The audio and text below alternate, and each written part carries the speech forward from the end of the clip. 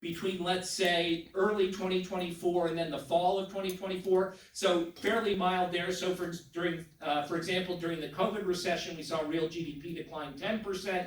During the financial crisis, we saw real GDP decline 4%. This time around, we're talking about less than 1%. The unemployment rate, which nationally was 3.8% in August, it's near a 50-year low. I think it gradually increases and gets to around 5% by late 2024, early 2025. And then we start to see the labor market improve. And that, first of all, a 5% unemployment rate is a good unemployment rate normally, not even considering a recession. But the other thing is that will create a little bit more slack in the labor market, will make it easier for businesses to hire, will cool off those inflationary pressures. And then we start to see the unemployment rate decline in 2025 as the economy starts to improve.